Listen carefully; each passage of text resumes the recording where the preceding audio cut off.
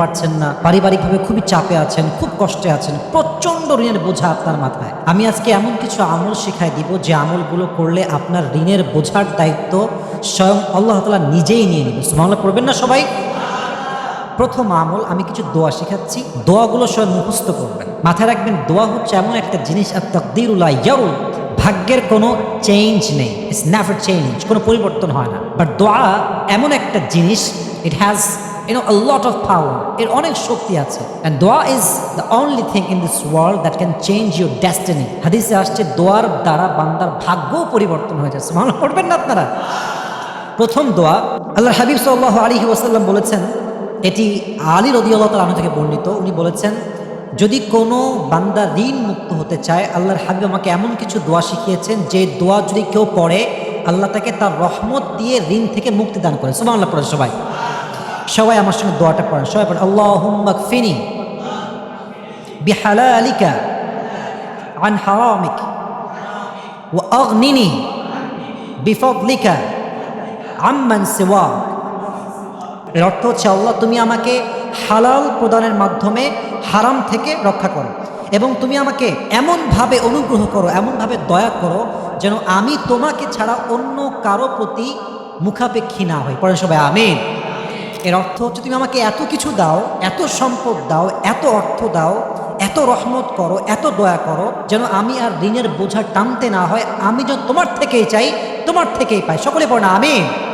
Number 1 দোয়া। Number 2, এই দোয়াটা আমরা সকলেই একসঙ্গে পড়ব, সকলেই পড়েন, আল্লাহুম্মা ইন্নী আউযু বিকা মিনাল হাম্মি ওয়াল হাযান ওয়াল আজজি ওয়াল কাসাল ওয়াল বুখলি ওয়াল জুবনি ওয়া যালা'আদ দাইনি ওয়া গালাবাতির রিজাল। এর অর্থ হচ্ছে, আল্লাহ তুমি আমাকে দুঃখ থেকে, দুশ্চিন্তা থেকে মুক্তি দান করো। পড়েন সবাই আমিন। আরও অনেকগুলো দোয়া এখানে আছে। আল্লাহ তুমি আমাকে মুক্তি দান করো অক্ষমতা থেকে, অপারগতা থেকে, অলসতা থেকে, তুমি আমাকে মুক্তি দান করো কৃপণতা থেকে, ঋণগ্রস্ত থেকে। সকলে পড়েন আমিন। এবং লাস্টে 2টা শব্দ আসছে, যালা'আদ দাইনি ওয়া গালাবাতির রিজাল। এর অর্থ হচ্ছে, আল্লাহ তুমি আমাকে রক্ষা করো মানুষের প্রাধান্য এবং মানুষের যেই একটা প্রভাবের অধীনস্থতা আছে, তুমি আমাকে সমস্ত বিপদ থেকে, এই বালা থেকে রক্ষা করো। সকলে পড়েন আমিন। তো দোয়াটা আমি আবার পড়ছি, আল্লাহুম্মা ইন্নী আউযু বিকা মিনাল হাম্মি ওয়াল হাযান ওয়াল আজজি ওয়াল কাসাল ওয়াল বুখল ওয়াল জুবন ওয়া যালা'আদ দাইন ওয়া গালাবাতির রিজাল। এই দোয়াটা যে বান্দা বেশি বেশি পাঠ করবে, আল্লাহর হাবিব বলেছেন তার ঋণের বোঝা আল্লাহ নিজ দায়িত্বে নিয়ে নেবে। সুবহানাল্লাহ পড়েন সবাই। এই দোয়াটা আমরা সবাই বেশি বেশি পাঠ করবো তো ইনশাআল্লাহ। আল্লাহ সবাইকে আমাদের তৌফিক দান করতে, আমরা সকলেই মন খুলে পড়ছি আমিন।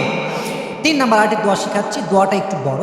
আমি সবাইকে একটা অ্যাডভাইস দিব, দোয়া যদি আপনার মুখস্থ করা খুব কঠিনও হয়, আপনি দোয়াটা লিখে নিয়ে বা বাংলা লিখে নিয়ে আরবি উচ্চারণটা ভালো করে বুঝে আত্মস্থ করে দোয়াটা বারবার পাঠ করবেন। যদি আপনার প্রথমের দিকে মুখস্থ নাও হয়, আপনি দেখে দেখে পাঠ করবেন।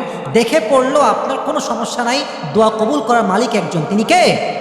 সবাই পড়েন, আল্লাহুম্মা মালিকুল মুলকি তুতিল মুলকা মান তাশা ওয়া তানজিউল মুলকা মিম্মান তাশা ওয়া তুদিল্লু মান তাশা বিয়াদিকাল খায়র ইন্নাকা আলা কুল্লি শাইইন কাদির রহমানুদ দুনিয়া ওয়াল আখিরাহ তু'তিহুমা মান তাশা ওয়া তামনাউ মিনহুমা মান তাশা ওয়ারহামনি রাহমাতান তুগনিনি বিহা আন রহমাতিন মিন সিওয়া। এর অর্থ হচ্ছে, আল্লাহ তুমি তো সমস্ত রাজত্বের মালিক, তুমি যাকে চাও তাকে সম্মান দাও, যাকে চাও লাঞ্ছিত করো, সব ক্ষমতা একজনের হাতে। আওয়াজ দিয়ে বলেন, তিনি কে? He is capable to do anything in this world and the next.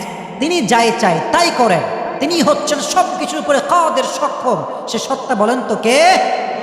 এবং এই আরও অংশ আছে এই দোয়ার, রহমানুদ দুনিয়া ওয়াল আখিরাহ, যিনি এই জগতে এবং আখিরাতের জগতে, দুই জগতে, উভয় জগতে দয়াময়, মায়াময়, তিনি কে?